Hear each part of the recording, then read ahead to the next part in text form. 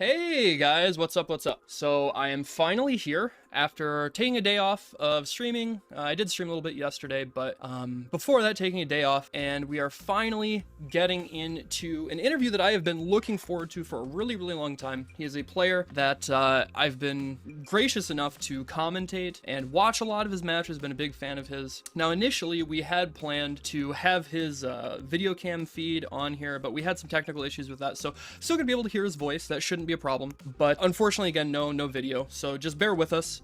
That being said, I am joined by none other than Endingwalker, fresh off of a second place, finishing at Salt Mine League today, getting prepared for World Warrior tomorrow. How are you doing today? I'm doing good, thanks. Hope you're as well. Yes. Doing really well. Like I said, I've been wanting to do this interview for a really, really long time. I really admire somebody that I'm always rooting for, always supporting. I feel very grateful that you were willing to give me some of your time, some of your intimacy to have this conversation with me. It really means a lot. So, No problem. I actually like watching you a lot, like your Akuma gameplay as well, a lot as well. Thank you. Akuma's actually a character I play quite a bit. I know, yeah, that's not something outside of like a couple of the new challenger tournaments. That's not something that people really know of from you. Now, talking about characters, I do have to ask, how did you decide on Ed? Because it's not like you are just an Ed player. You are, without any shadow of a doubt, the best Ed player in the world. I think virtually anybody would agree with that. And if they would disagree, you can show them tournament results that prove otherwise. How did you manage to come into that character, feel so comfortable? You know, what drew you to him? I want to know about it. Well, originally, actually a Ryu main, and Okay. this was season, I think it was like late of season 3 whilst I was playing Ryu, so it was like not especially good Ryu Sure. at the time. So coming into early season 4, I tried some other characters and ended up landing on Ed and was like, this character feels like Ryu, because I did not know how to use flicker at this time. And if it just felt like in terms of neutral, it was actually similar, because we didn't, well, EU apart from one Ed did not really know how to do Kara Flicker at that time. Okay. Including myself, I did not know what the heck Kara Flicker even was. And if you told me to do crouch and kick Flicker, I would have been like, no. So there was a sense of familiarity there between Ryu and Ed. That's interesting. That's not one that you would really like. That doesn't seem very obvious, I guess. You know, if you were to ask anybody who's watched Street Fighter, even, you know, some of your play or, you know, some of the other Ed players in the world and compare them to Ryu players, I can't imagine that Ryu would be their first guess to be like, oh yeah, this makes sense. How did you come to that conclusion? I'm curious. The game plan is different, but in terms of how the characters actually feel, they feel quite similar, like in terms of movement and options for stuff and inconsistency with punishes and Okay. the only thing that Ed really excelled at, which I liked a lot more, was that Ed's pressure is a lot better. Sure, and yeah. More expressive V triggers. Okay, yeah, that makes sense. I definitely think there is no question that Ed's pressure is much more smothering than, you know, anything Ryu can really try and offer. Yeah, but probably second, or yeah, I'd say second best corner pressure in the game. Who do you think is number one? Probably Dawson. Sure. Yeah, again, I think most people, yep, he's a silly character for sure. And Lord knows you've had to deal with your fair share of the best Dawsons in the world. Yeah, like when you're in the corner versus Dawson, it's just Oh my drill. God. Oh, I B-shifted it. Oh, he's still plus. Yeah, right. Into, oh, I tried to throw him into the corner, air gale. Into, dash throw, air gale, drill, air gale. But bro, they nerfed air gale. It's not that good anymore. They nerfed it, right? Yeah, and then Crimson does it meaty and does dash crouch first. I don't know if you've seen that. He'll do like perfectly meaty, super low down air gale from a teleport. Yes. And then he'll do like dash crouch first, and it's like that dash is literally real. Yeah, it's a real frame trap. Yeah, it's silly. Okay, so I got the obvious question out of the way. You know, how did you land on Ed? But now I actually want to ask a little bit about you from a more of a personal standpoint, right? You know, again, everybody has been able to watch you over the past couple of years, you know, really rise to this sense of stardom and really shine in this like youthful light for Street Fighter V. And kind of in an interesting spot considering that the game is coming to a close and you're really cementing yourself as, you know, one of the best players in the world, frankly. How did you get into fighting games? I'm curious, is Street Fighter your first fighting game like you've ever played? Or did you maybe play some when you were younger? Or are there like even other fighting games you are still interested in? I'm really curious about that. If we mean like, I think I played a tiny bit of Injustice before Street Fighter V. Okay. Unlike some other fighting games, but I didn't really I think I probably played them like twice ever. Okay, so not in any competitive sense. No, the only my first actual fighting game was definitely Street Fighter 5. Okay. And a friend who is actually younger than me got me into it, and my brother Really? got him into it. Okay. Do either of them still play or not really? One of them still plays quite regularly. The person who got me into it just occasionally plays. But the Okay. reason I actually got good at so many matchups is I played a lot, probably 10,000 lobby games versus Oh them. my gosh. I think I have 33,000 right now. Oh my So that should give god. you some idea. That's hard to even wrap my brain around.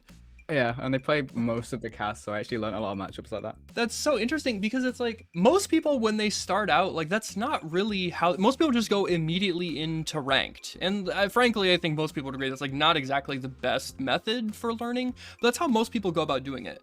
So for you to have kind of this really like insightful, and maybe it wasn't even intentional, but kind It of was not intentional. I just did not like ranked. I think I was gold. Fair enough.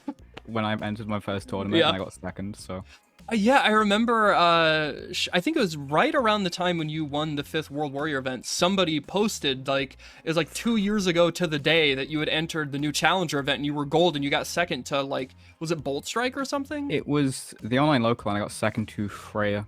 Oh, to Freya. Okay, yeah. But yeah, nevertheless, insanely impressive and just such an interesting transition that you, again, learned all these matchups kind of almost by accident, maybe, against, yeah, just Yeah, some basically. friends who like to play the whole cast. That's really interesting. The moral of the story is do not play ranked. Oh my, you're preaching to the choir, brother. So now we learned how you got into Street Fighter, but now I want to ask something a little more personal and get into who you are as a person. So again, we all know, you know, you're this incredibly strong Street Fighter player. You know, you've got, if you want to pursue it, you have an incredibly bright future ahead of you. But who are you as a person? So I've got some like basic questions that I think could help people get to know you a little bit better. So number one, what is your favorite food? That's a very good question. Probably mashed potatoes. Okay, hell yeah, dude. I'm from the Midwest in the United States, and like potatoes are a huge part of like basically any meal we have here. It's like super common for everybody and their brother to love mashed potatoes, so I hella respect that. Now I do have to ask though, are you like, do you like garlic mashed potatoes or like just plain mashed potatoes, or like if they still have like the skin in, like blended into it? How do you like your mashed potatoes? I've never tried the garlic one, but I like Oh, every bro. other form of mashed potato that I've tried. Oh, bro, you gotta try garlic mashed potatoes. They're next level. So good. So good. The next time you go to like a tournament, you need to like go out with some people to like a nice restaurant and have garlic mashed potatoes. It will change your life. It's so good. It's so good. You're missing out. If I qualify for the Capcom Cup, I will do that. Oh, God, you know what? I will take you out if you qualify for Capcom Cup. I will get you mashed potatoes. That You sounds can like a hold me great to it. Okay, so we know you like mashed potatoes. Are you like a movies kind of person, TV show kind of person, or not really? So weirdly enough, this is super weird to me because I'm somebody who, like, I love movies. TV shows, like, whatever, but movies I love. There are some people who, like, just don't really give a shit about either of those things. That's weird to me. So maybe you don't like them, or are you into movie shows? Maybe both? I like both equally, but I just tend to watch YouTube videos. Okay, that's in line with the fact that you're so young. That makes sense. You were probably raised on it, right? You know, spent a lot of time following favorite content creators, getting inspired. Actually, I was more raised on books and stuff. I do like reading a lot. Okay, cool. What's your favorite book? Harry Potter. Okay, hell yeah, dude. Hell yeah. Again, especially And coming Sherlock Holmes. and Sherlock Holmes, really? Yeah. Like even including like the old stuff from Arthur Conan Doyle? Yes, I've read all of the Sherlock Holmes ones that I know of. Oh wow, that's really cool. I never would have guessed. But you know what? Like watching you play, the way that you approach problem solving, I can actually kind of connect those dots, and it makes a bit of sense that you would be so enamored with Sherlock Holmes. That's really interesting. Okay, so we know you like YouTube videos, you like mashed potatoes. You also really like reading books. What about, this is a really common one amongst the FGC.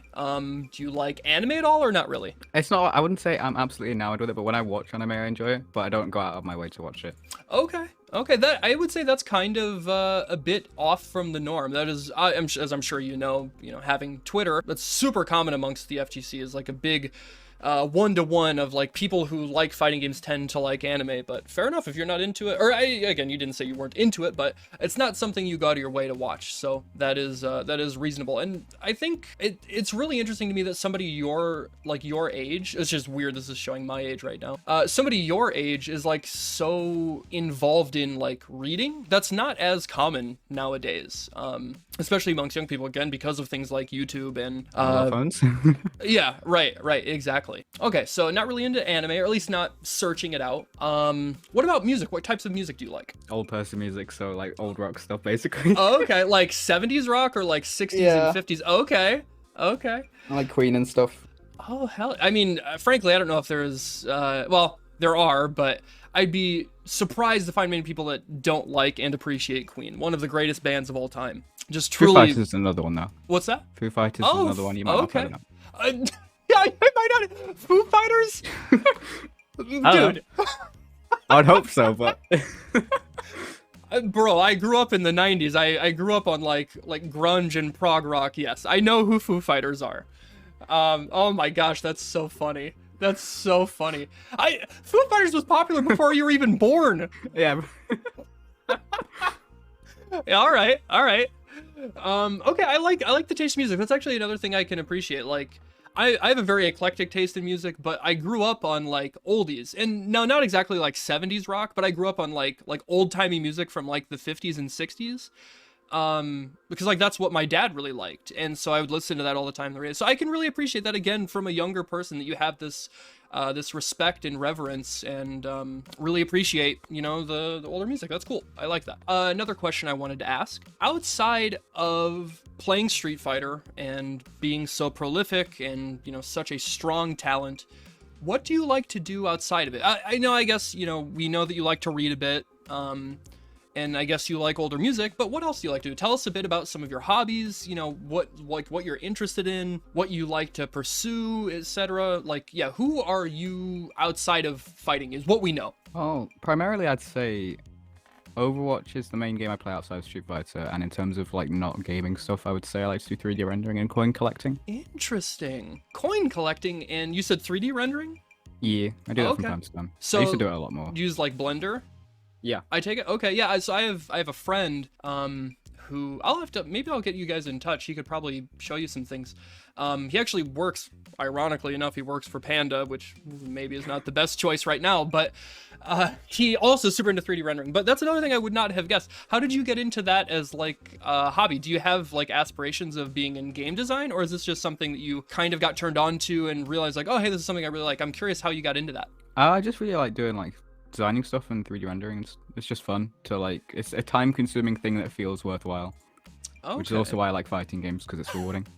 That is very true. I think out of all of the competitive like gaming endeavors, I think it's probably the most rewarding. It's definitely up there in terms of like you can definitely see your improvements. Maybe not in terms of money. Oh well, yeah. Unfortunately, that's not something we can really argue, right? But in terms of personal fulfillment, yes, I do think there's a pretty clear path to feeling that sense of like improvement and overcoming obstacles and that sort of thing. And then you also said coin collecting. And now, is that something that maybe you got from like a relative, like maybe your father or grandfather, or is that another thing you struck up on your own and it just kind of stuck with you? It's just something I kind of picked up. I don't really know why exactly, but I just Okay. have a weird fascination with coins. Cool. How many do you have? Quite a lot, like Yeah? a pretty large amount. I can't name the exact amount, but I have a decent amount of money worth of old coins. Okay, cool. And so yeah, it is like specifically like older coins. Yeah, I have Okay. a few like modern collector ones though, so like Olympic Games stuff. Yeah, that's again another thing that's like definitely not particularly common amongst like younger people, but it's interesting that you find that you find the interest there. And now, is this something that like you actually see it as an investment, or is it just like you think the coins are cool and you like the idea of collecting them? Like, are you not worried about selling it someday, or how do you see this in regards to like something you're putting time and effort into? It's not something that I would consider like being attached to if the value goes up or down. It's just if I see like a cool looking coin that's not super expensive, I will buy that because it looks nice. Okay, that's cool. Hell yeah, dude. I respect that. That's neat. Oh, another thing I wanted to ask, and this is tangentially related to Street Fighter, but more specifically kind of the competitive spirit.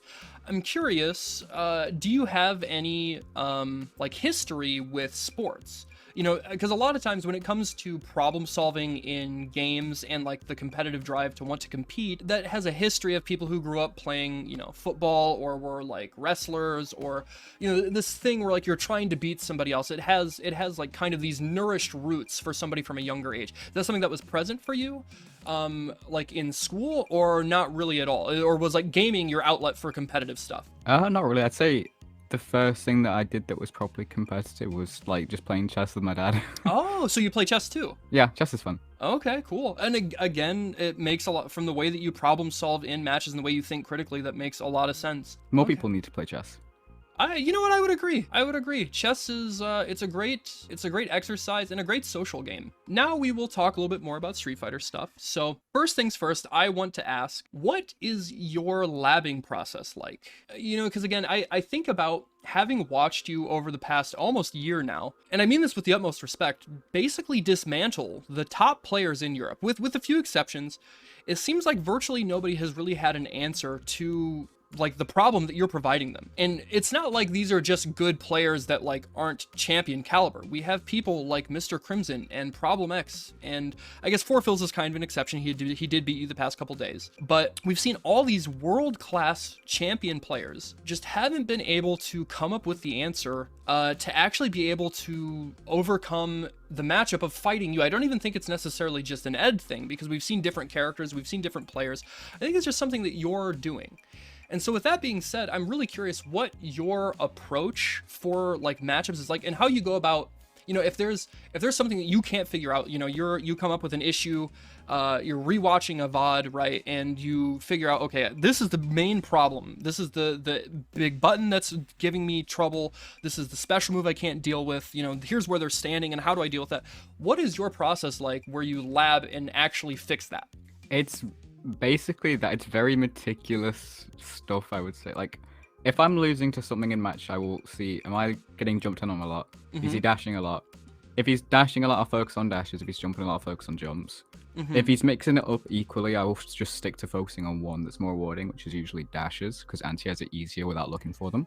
Sure. In terms of like, if I don't know the answer to something, I will literally go back and watch that replay, see what it was, write it down, go back into lab and just see how I deal with that and what the answer is, because Ed has answers to near enough everything, as long as it has a hitbox that isn't either A, super extended, or B, it's not a long range number with no lower hitbox.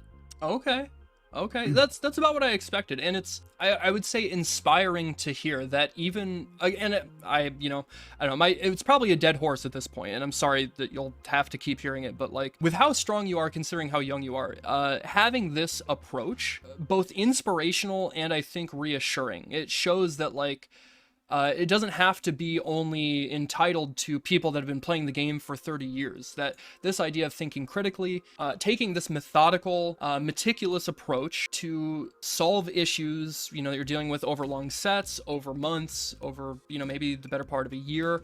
You yeah, right. You understand it and it matters to you. Like you recognize the value in it. I think that's really important, especially for like younger players to hear, because it can feel, you know, discouraging when you're just starting out to like, you know, how do I possibly go about doing this? How is that going to lead to me winning, right? So that's good to hear. Now, the next question I wanted to ask was, given, you know, you said that Overwatch outside of Street Fighter is like the game that you play the most, but when it comes to Street Fighter, how much of the time that you're putting into the game is, you know, like studying matchups? And I guess what I mean by that is like actively not playing, like studying matchups, whether it's like thinking about them or like writing like notes down or like rewatching gameplay. How much of your time is spent studying versus how much of your time is spent playing? I'm curious.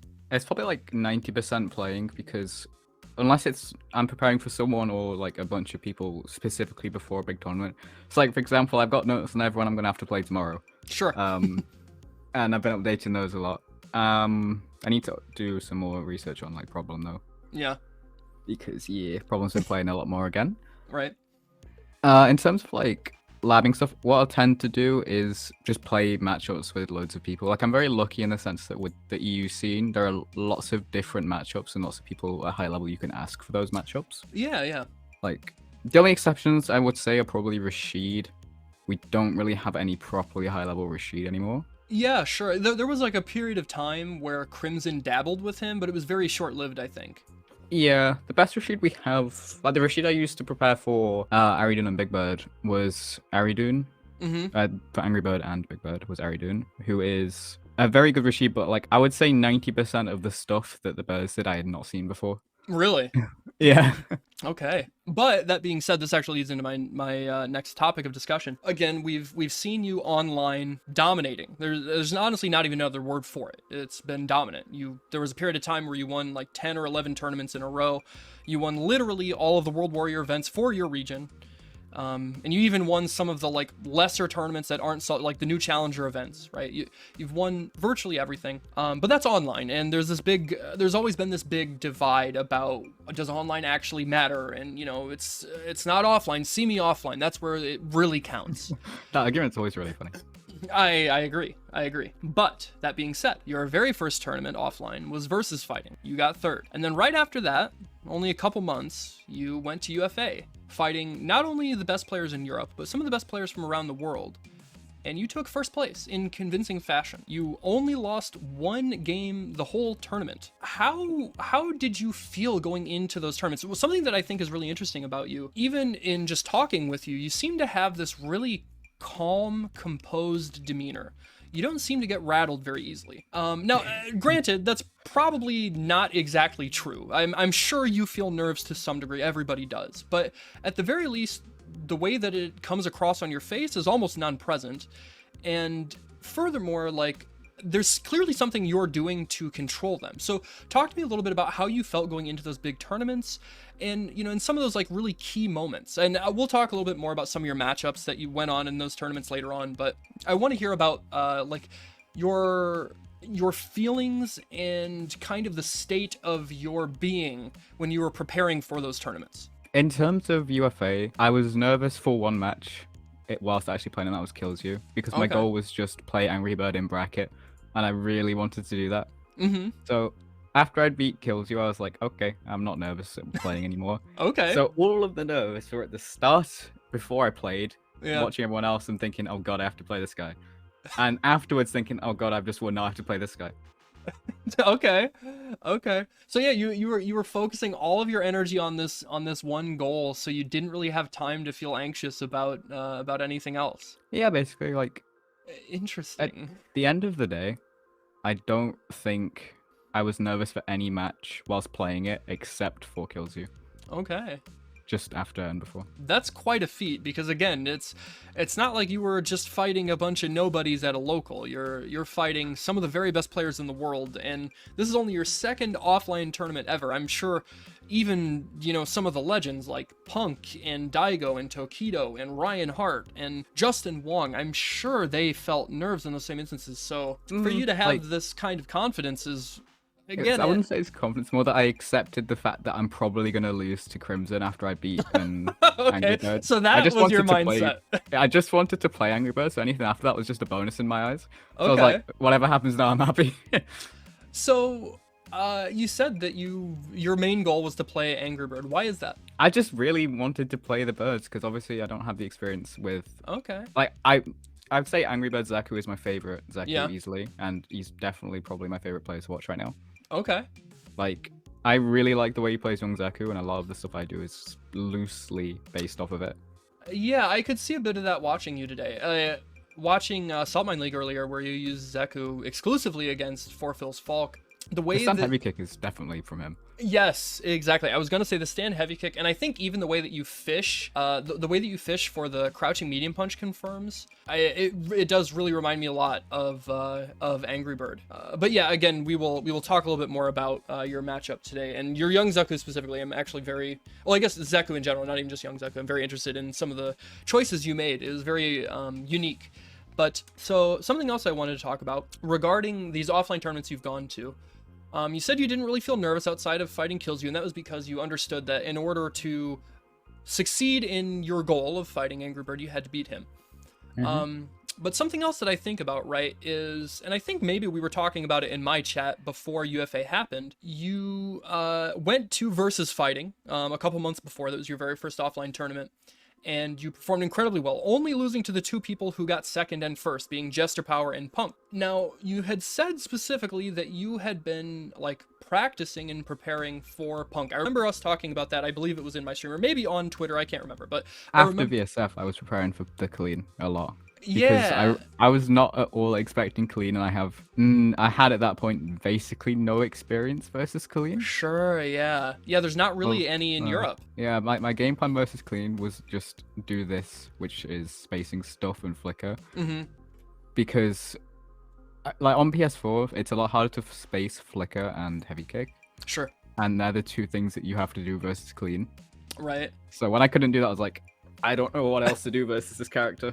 Okay, yeah, that makes sense. And again, you know, trying to do that as well against somebody like Punk, who is so laser focused on his positioning, and then can also really has a good tendency to pick up on like those small things that are bothering his opponent. I'm sure he smelled blood in the water. Back heavy kick. He takes it right. Good luck with punishing that on PS4. Yeah, nobody is. Good luck with punishing that on PC. Yeah.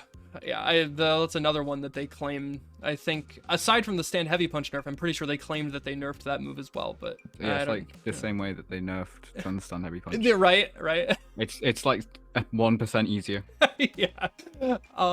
Okay. So what were your adjustments against Punk going into UFA? Now, I gotta be honest, I'm a little unprepared here. I don't remember. Did he play Colleen against you? He did. Okay. I was expecting not Colleen because he lost to Silver Rupee at an offline tournament before that. 2-1.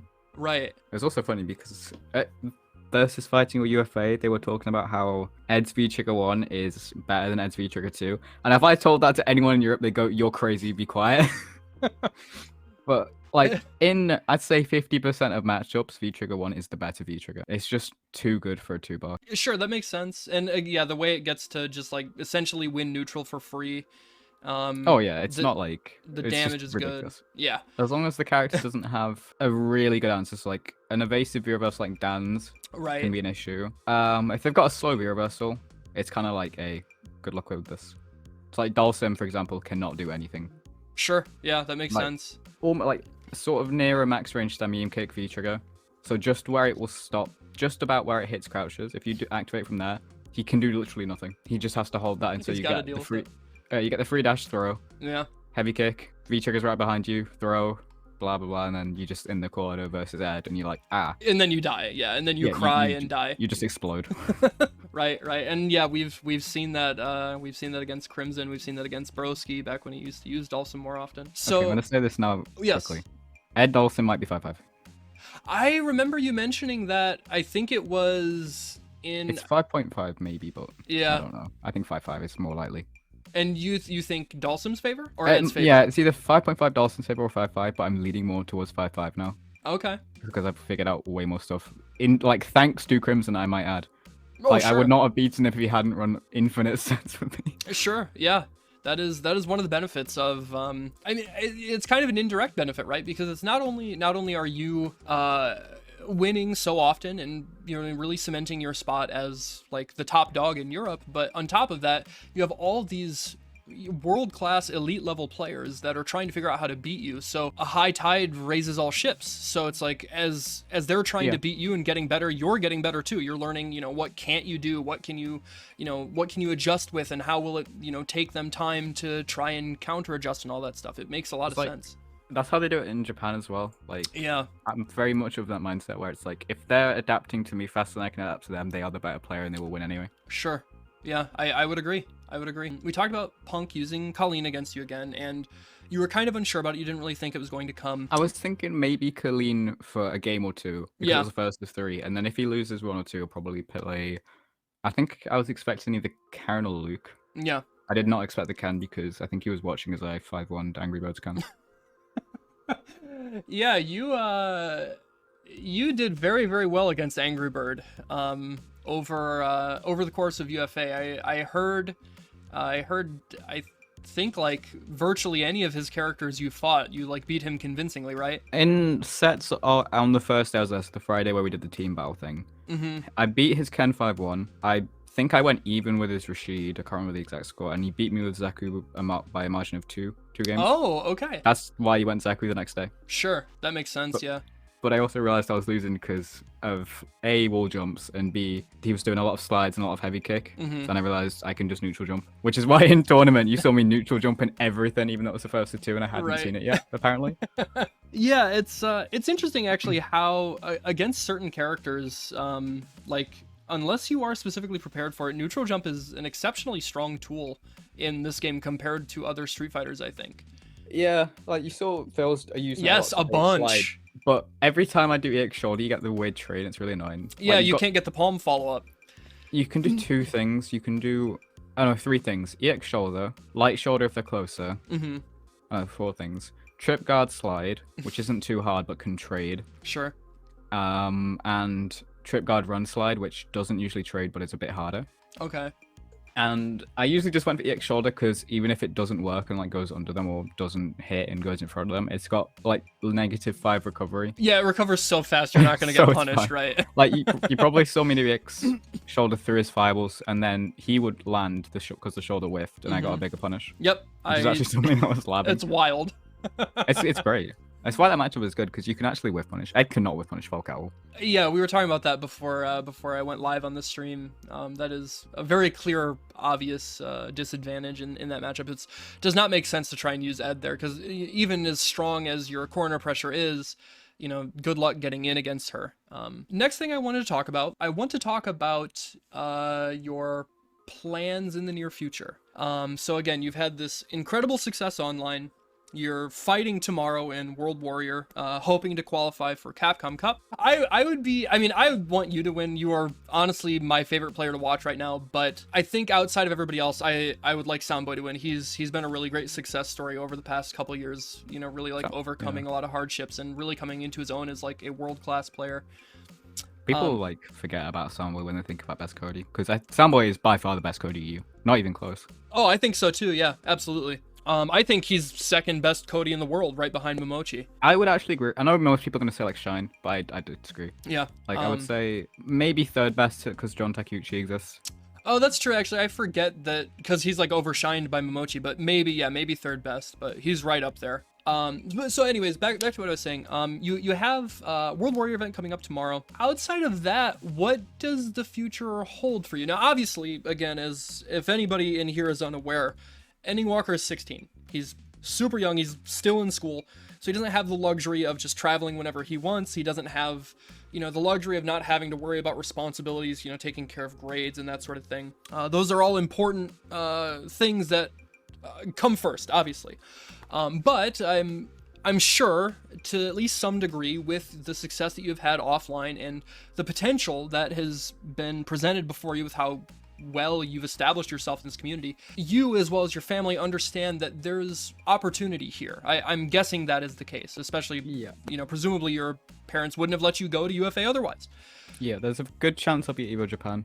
Okay, that's what I was going to ask about. Okay. It's going to be fun. I will get the set with Idom, he has said so. Yeah, truth be told, I think you and Idom is like probably the #1 set people are looking for outside of the run back between Kawano and Idom. I would like to play Kawano. I think I would get washed, but I would like to anyway. Yeah? You think you'd get washed? Why is that?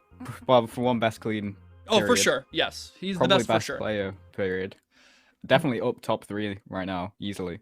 I agree. I think it's kind of a race between you, him, and Idom. I think you're not quite at that level yet. No. Just because you don't have the offline experience, but we have seen that in the offline setting, you are able to stand on your own 2 feet with literally some of the best in the world. Yes, that idea of you versus Idom, believe me, it is. I'm sure you see it, but it is talked about a lot. I think that if he picked Laura, it would be a very close set, even though that matchup is like 6-4 red. And I'm very good at it. Right. But I think if he picked Poison, it would actually probably be closer to me winning. Really? Yeah, I think Ed actually beats Poison. Why do you say that? Because it's like Manat. I think Ed and Poison is 5.5 ed. I think Manat ed is 5.5 ed. Okay. Now, interestingly, Shiv thinks that matchup is 6-4 in Ed's favor, and Reitman thinks it's even for Manat. Killsy was trying to convince me that Ed poison is even or poison favor, and I'm like, no, Ed wins. And it's just because V Trigger 2, sure, poison struggles to get out of the corner. Right. Heavy kick goes over the low whip and crush counters everything else. Yeah. You can EX up a EX heart rate if they do it from stun medium kick on reaction. Oh. You can V-reversal punish EX heart rate if you do it fast and get a punish. Like, you can react to the first hit, V-reversal it and punish with jab, which is actually just madness. So that ridiculously strong tool is just inert versus Ed. Right. And Ed actually is very good with the stun, dealing with her stun heavy punch, because you can sweep it and hit it with stun medium kick. Oh, so yeah, that makes sense. And stun heavy kick crush counters it. Right. So you just mash stun heavy kick versus poison is what I'm saying. yeah. You just spam it and she has no sorts of recourse. Yeah, it's like if the poison gets lucky and neutral, then they can win. But it's more likely that Ed will get a hit and then you're cornered and then you die. Sure, yeah, you have the control from the get-go. It's much more in your favor. That makes sense. Yeah. Ed's corner carry is oh, it's else. Jesus Christ. I'd say Ed, Zeku, Bison, Blanca, Ken, and Lucia have the best corner carry. Yeah, probably. I don't think I would just. Well, what about Karen? Karen's corner carry is good there. I would agree. But I like Ed's and Lucia's. Yes, absolutely top tier. Yes, for sure. People don't talk enough about Lucia. That character's messed up in some ways. 4 frame into -2 buffer. I know. Into EX knuckle, which pushes you mid screen to the corner, and it's basically it may as well be a link. Yeah. Right. In my opinion, probably top 3 buffs that any character has ever received. I'd say like Cody receiving V skill 2 is probably the best. Yeah, I would agree. I think Cody's V skill 2 is like best V skill. Yeah, it's in the game, undoubtedly the best V skill in the game. It's game breaking. And the fact that like it's attached to that character is just silly. Yeah, that is just a war crime. Okay, so back to the topic at hand. You said that EVO Japan is likely. It's very likely. That's good. That's good to hear. I will see you there, my friend. And so, are there any other that are like on your radar as possibilities that you're trying for, or is that like, because obviously, you know, EVO Japan is an incredibly expensive trip for really anybody unless you like live in Asia. It's incredibly expensive. So I understand financially that like, you know, you can't exactly just expect to be able to go anywhere. But is there anything else, or is it just like EVO Japan and then, you know, hopefully you qualify for Capcom Cup? We'll see. Like, it's probably going to be decided on what happens tomorrow. Okay.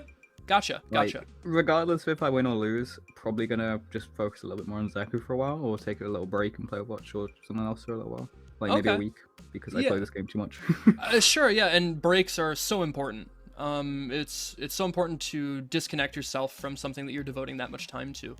Yeah, I think I have 5,200 hours on Street Fighter. I have like 5,000 hours as well. Yeah, it's a lot. Yeah, it's an easy game to have a lot of time in and still get smoked. Yeah. Problem probably has somewhere around the lines of 10 to 11,000. Oh, I bet. Yeah. That dude. 2 all accounts. I think he has I'm pretty sure that on the whole of CFN, Problem has the most games. Really? If you include his PC and his PS4 account, I'm pretty sure Problem has the most online games of any player on CFN. We have to fact check that. We have to get Snopes on the case and figure that out if he is actually the most, like, the biggest sweat lord for CFN. He has 100,000 matches on his PS4 account. Oh my god, on his PS4 account? I have 50,000 on my PC account. That's I only have that account. Crazy. Bro, that's wild. I know. 100,000 PS4 games. Imagine what that does to a man. Oh my god. With Bison, imagine not Eon's anti-F for 100,000 games. Okay, so now let's take it to some slightly different area of questioning. So we've talked about you know, you want to play Kawano, you want to play Idam. Who are some other players that like you're really like? Give me 5 players from anywhere in the world. They can be, you know, some players from Japan, some players from China, some players from Korea, some players from the US, you know, other players maybe in Europe that you don't get to fight, which I don't think really is the case. But give me 5 players that you want to fight. You know, maybe you could fight at EVO Japan or Capcom Cup, but some opportunity that you want to fight offline. Knuckle Jew, Itazan. Brian F would be cool. I would say another one would be probably Shine would be interesting, and I want to play Higuchi as well. Higuchi, that's an interesting one. Why Higuchi? That's for Akainu because I can beat Akainu's Gal, and he's Oh, okay. genuinely curious to just see how I would do versus other Gals, and I am curious as well. So And Higuchi's really good. So not even Daigo. Daigo is not one of your players. It would be cool, but I would rather play Higuchi because as of this moment, I do think Higuchi is a better Gal player. Ooh, okay. Not by much. You heard it here first, folks. You can hold him to this. Okay, yeah, Higuchi's a really interesting answer. I think NuckleDo and Itazan make a lot of sense. I think actually those matches would be so fun to watch. I'm sure that will be able to happen if you do make it to Evo Japan because I don't know if you know this. Smoke me. Itazan will play anybody and everybody. That man is a degenerate for casuals. Bro, that guy would smoke me because Geef Ed is like even. Oh, it's rough. It's rough. And I wouldn't play Abigail because that matchup 7-3 Ed, but sure, that makes sense. Would like you want to use Ed against him, or would you use another character? I would use Ed. Yeah. Okay. Like Ed Geef is 5-5, but like it's not a 5-5 in the same sense Dulcimus where it's like leaning towards favorite. Sure. Yeah, you can't really steamroll Geef in the same way. No, he also has 1100 stun, so it's very hard. Exactly. Like EX Knuckle does. I think Jab, Flicker, EX Knuckle is somewhere along the lines of 350 stun. Damn. So if you hit someone with 3 of those and they have 900 stun, yeah, you're stunned. That's silly. Like you could, if you literally hit, I cry in Akuma. I know. Cry Me Punch, Flicker, EX Knuckle 3 times will stun most characters. Yeah, fair enough. I did not know that. That explains why Xfiness smokes me all the time online. Oh, Akuma is like 6.5. I know. Yeah, my matchup is horrid. V skill 2 is just enough to basically delete Akuma as a character. But anyway, okay, so we figured out the players. Those are the 5 players you want to play the most. Let's say you were to go to Evo Japan, and actually no, I wanna switch this around. Let's say you do qualify for Capcom Cup. Who are the 2 players you don't want to run into the most? You want to avoid them at all costs. Who would they be? And I guess we'll go off of people that are already qualified. Let me find this real quick. Okay, so we've got Samurai, Four Fills, Crimson. Four Fills. For sure. Okay. You know what? We're gonna take Four Fills out of it. That's obvious. That's the obvious answer. He does not count. So we've got Samurai, Crimson, Just a Kid, Momochi, Dookie, Brandon, Mena, Kawano, Travis, Soul, Jabi, Ronaldinho, Phenom, Takamura, Angry Bird, NL, DCQ, and Mirkin. So out of those people, not including Four Fills, who would you not want to run into? Well, I'd say Mena because if he was playing Birdie, but like I really want to play Mena. I think in terms of if it was like I really wanted to win, I would say definitely not Mena. Okay. But in terms of actually do not want to play, Ronaldinho because I hate Nash. Okay. Like, I think Ed beats Nash, but I just hate Nash. Yeah, just fighting him is not fun. And I don't know. That's about it to be honest. I'd say maybe. Yeah, I'd say Mena and Ronaldinho because I just do not like fighting Birdie or Nash. Okay, fair enough. Birdie used to be 7-3 losing. I can believe it. Birdie is it was not good. Yeah, that matchup does just from the get-go, just the wall of normals combined with how much health he has, that just seems so hard for Birdie. I'm sure it got a little bit easier after like the Bullhorn nerf, but not even just that. Like even it's still not great for Ed. It's like even in my opinion, maybe slight Ed. Yeah. But the fact that Birdie just got so much more reward in neutral than Ed was why that was horrific. Mm-hmm. But I would say now because of EX Knuckle, that matchup went from being probably one of Ed's worst to like evenish.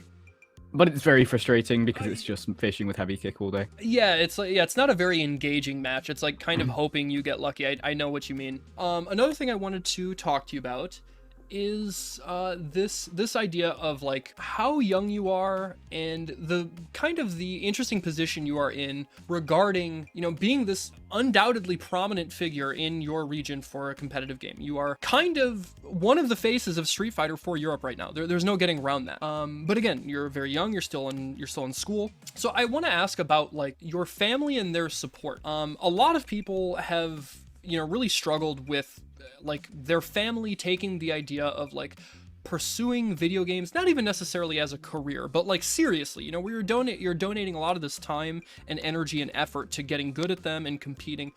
A lot of older people don't get it and they think it's a waste of time. And I'm going to guess that that is not the case with you and your definitely family. Not the case now. My parents are very good about it, like very, very good. In fact, yeah, can you talk about that a bit? Yeah, they're probably more keen for me to try and make this a career than I am because I'm doing this as a hobby. But if the opportunity occurs where it would be a smart idea to do it as a career, I would take it. But Just hold on 1 second. In case you are watching this, sponsors, reach out to my boy. He is a prodigy. He is the up-and-coming king. You don't want to miss out on this. He is killing the game right now, and he will only get better as the future goes on. So he's saying right now, as long as you provide him with the right financial backing, he'd be happy to work for you. So please continue. So yeah, they're very supportive about it, like very, very supportive. So it's nice. That's Like good. they keep up with like when I'm playing and all that stuff as well. Oh, really? So yeah, like do they watch tournaments? Like I Yeah. guess outside of like obviously I'm pretty sure they were with you for versus fighting in UFA.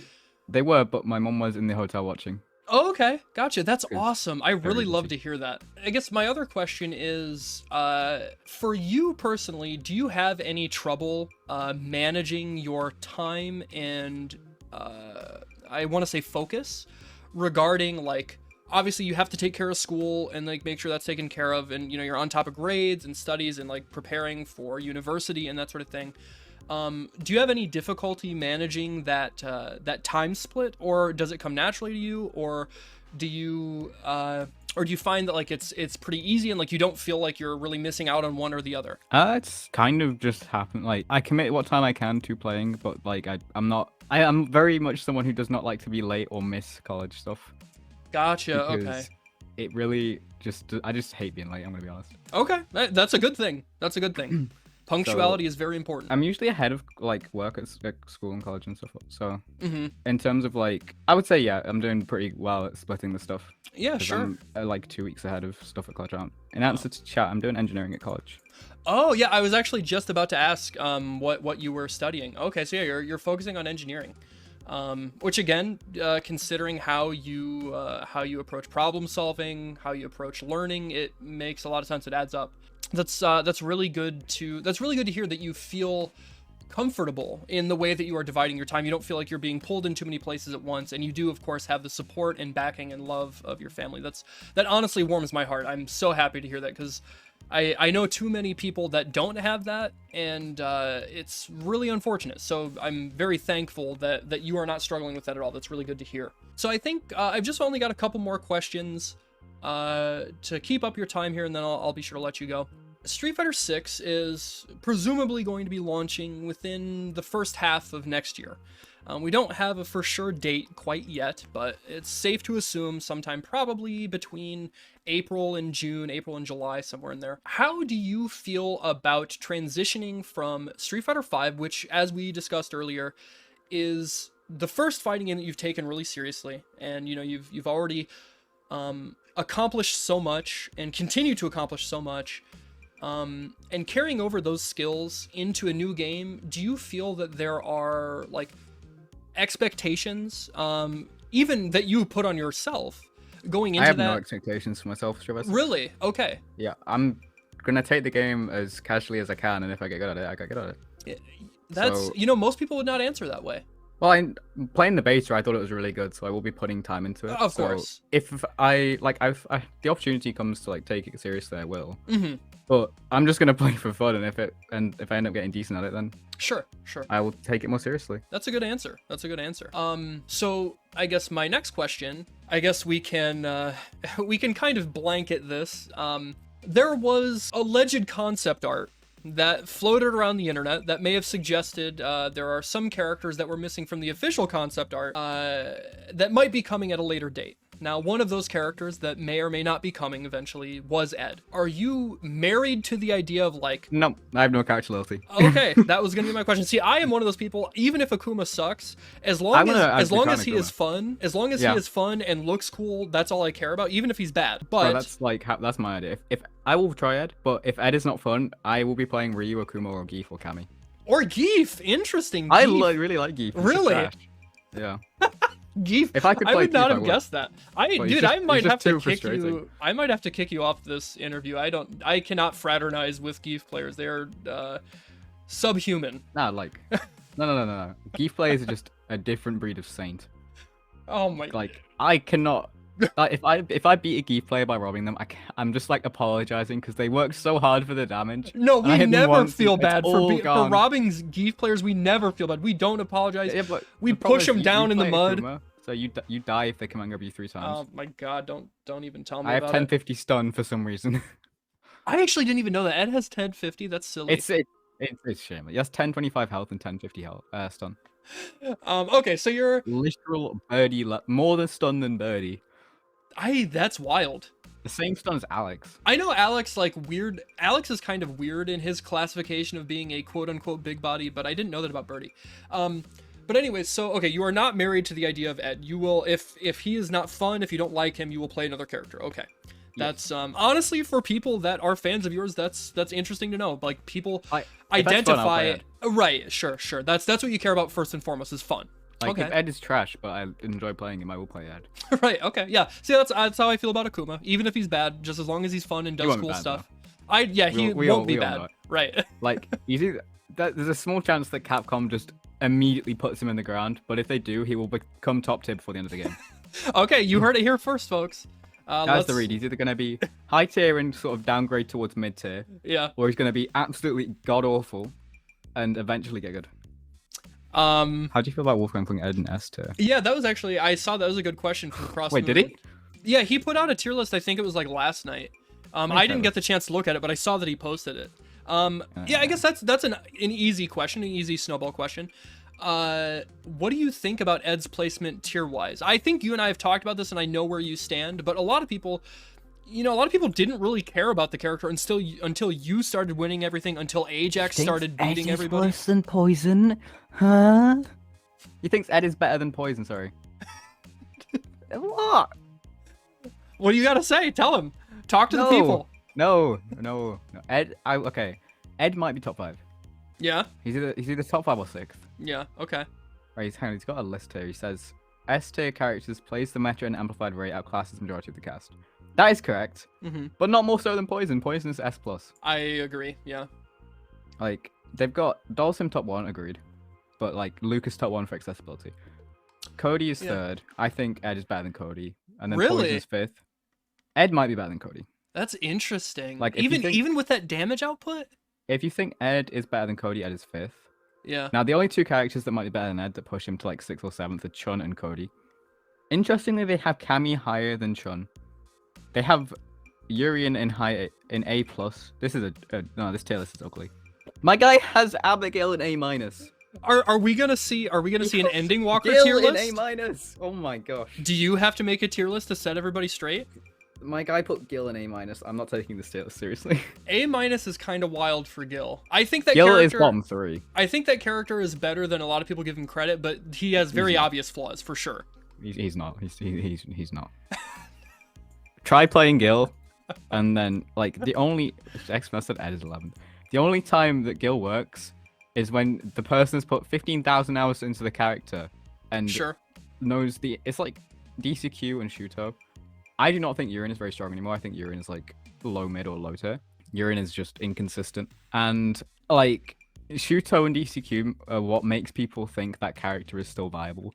But when you look at how they play compared to everyone else, confirm everything, know the answer to everything, have all the tech, all the right defensive decisions, whiff punish everything, don't whiff, reversal everything correctly, tech the correct throws, shimmy the correct throws. Yeah, any character is broken though, it's just everything is perfect for those 2 people. Yeah. That's why they win, because they're just too good.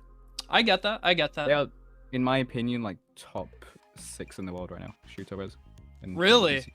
Those people are ridiculous.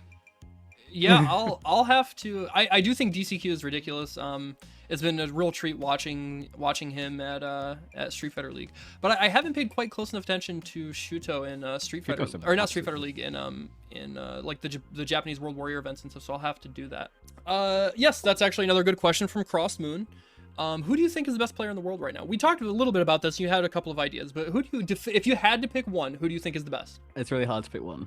Well, you have to. I think there's like 2 people. You have to pick one. I'm gonna say Mr. Crimson. Crimson, really? It's not even Idom or Kawano. I think Idom and Kawano are both top 1 as well. So it's a they're all just on tie. like a different level to everyone else. Sure. Okay. It's actually madness. But I would say Crimson most likely because like when you look at that guy's tournament results, Oh, it's a insane. biased. Yeah. I am biased, but I'm still saying Crimson. I mean, frankly, X-Finesse, everybody's biased. You can't not be biased. You know, you only have so much information to go off of based of what you know, and what he knows is how often he has fought Crimson. Kawano is also number 1. Yeah. It's like it depends on how you if you class number 1 based on like tournament results, it's IDOM. If Sure. you base it on recent tournament results, it's Crimson. Mm-hmm. And if you base it on just the fact that the guy is ridiculous at Squano. Well, even then, if you base it off of recent tournament results, is it in fact Crimson? Because you have to remember, like the three, like The IDOM, Horseman. IDOM won Combo Breaker. He won CEO. He got second at Evo by like honestly kind of a fluke. It wasn't necessarily a fluke. It was more. I don't like you can't at that level. You can't really call it a fluke. Flukes don't happen at that sort of level. Well, You can get unlucky and unlucky. I mean, I guess I consider unlucky a fluke. I consider Yeah, that a fluke because like if that stand medium punch hit like went to the right side, it should have. but that's not But that's unlucky. It's just mistiming. Maybe. Like there are things that are unlucky in the sense that like let's say the stand medium punch just phased through him, that would be unlucky. I guess there are interactions where that happens. I suppose. But like if you mistime Crosscut's autocorrect stand medium kick as Ed, that's a mistake. It's not an unlucky, or it's a misjudge of spacing. I suppose you're not wrong. Okay. Yeah, unlucky is getting 5 game board by Oro. I would agree. when Oro hits you with the 3 beach balls, you know it's over. Okay, so you say Crimson. That is if you gun to your head, you have to pick one. It's Crimson. Okay. Yeah. The Crimson's just an absolute monster. Like if you look at the guys so the guys good. beaten, like every offline tournament bar UFA that Crimson has gone to, I'm pretty sure has won recently. Yeah. Except for one when Mena beat him, or the one Birds won. That was the one in Dubai, I think. Oh yeah. That was Or did he win that? No, I think that he got was second. I think it was Angry Bird. I think. It was either Angry Bird or Mena. Yeah, it was one of those two. I know what tournament you're talking about. So yeah, I don't exactly disagree with Crimson as being a number 1 pick. Obviously, there are arguments to all 3 of those players. Yeah, there are arguments to it. You could say Crimson, you could say Adam, you could say Koana, you could say Punk for like that 1 year where he was untouchable. You could say Mena, Right. Problem, Tokido, right. Tokido, Nemo. Yeah. There's just a long list of players that you could define as the best at a specific time period. But as of right now, I would say the best is Crimson out of biased.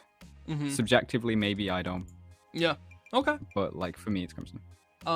Okay, so only a couple more questions here. Number 1, tomorrow, outside of your World Warrior event, which everybody watching this obviously is rooting for you. Also is the CPT top 8 for NA East. Now let me take a look here at the bracket actually. Idom Punk. Oh, you have it up? Is out. I just get it now, but I can remember. So it's Idom Punk, Zonk, Callisto. There is Ultimate Weapon. There was Cammy, Shine, Right. Space Boy, and Little Evil. I don't know who that was. Little Knuckles Evil is Shoot. a Shoto player from he was Midwest, but now he's like East Coast, I think. Knuckledew, Mylin, Itachi, Legacy, I have it up now. Smug, Mhm. Arturo, Punk, Jip the Boss, and One Way to God Jesus. That is a great username. Yeah, I fight that guy a lot online. Is there, are they an A player? Yes. Yeah, is that just Jesus on CFN? No, their actual thing is One Way to God Jesus. That is their actual CFN name. Oh, I just got lucky with the Ed guess then. I think I could just say that for anyone now because everyone's playing Ed. I'm sorry, I misunderstood you. I thought I totally misunderstood you. No, they play Balrog and G. I'm sorry, I misunderstood what you asked. Ah, okay.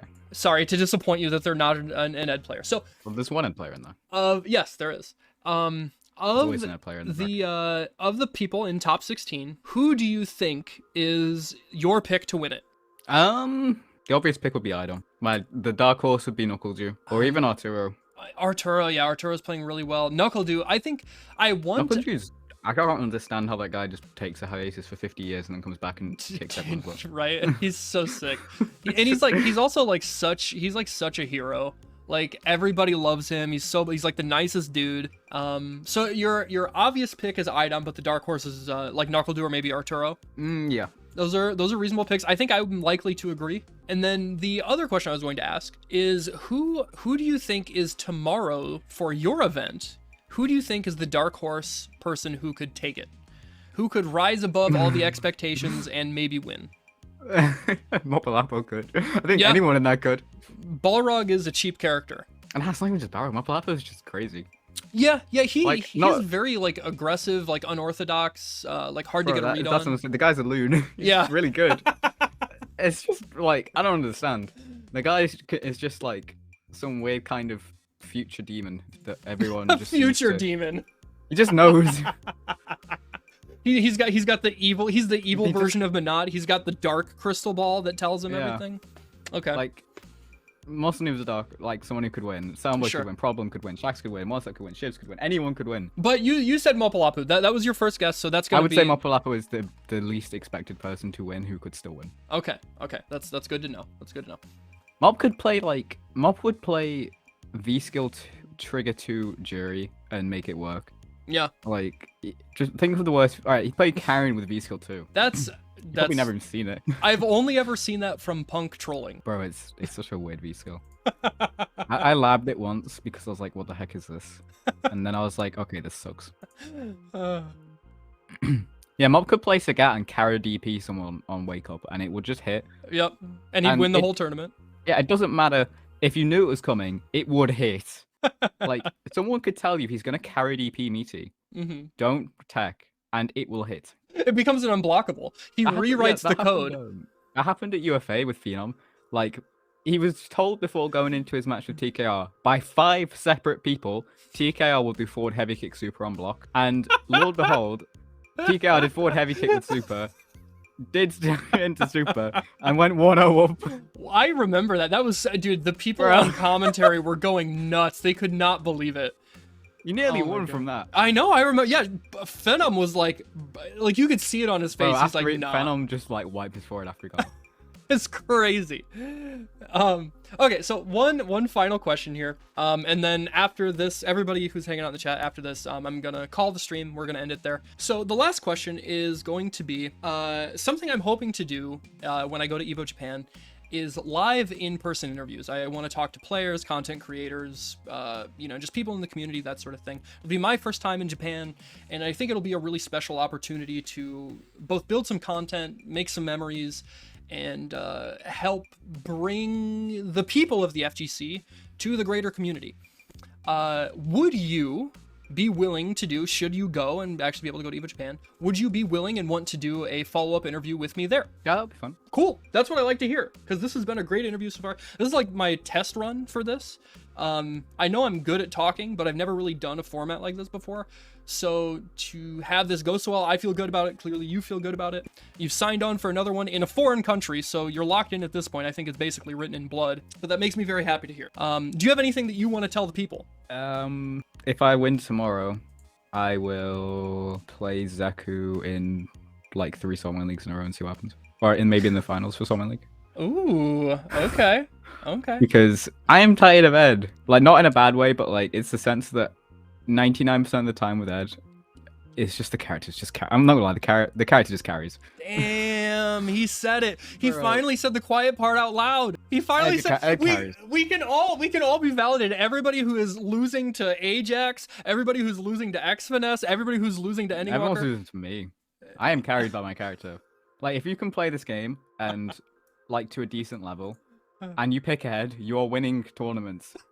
We saw. I think Kills You has been on Ed now for 2 weeks. I and he got actually top 8 watching tournament. watching Saltmine League today. I saw a bunch of people had Ed as like their like favorite avatar in like Bolt Strike's letting Ed. yeah, everybody. of, I mean, it's where, because of you, man. You're a problem. Kills You. You're a menace. You have to be stopped. Shax.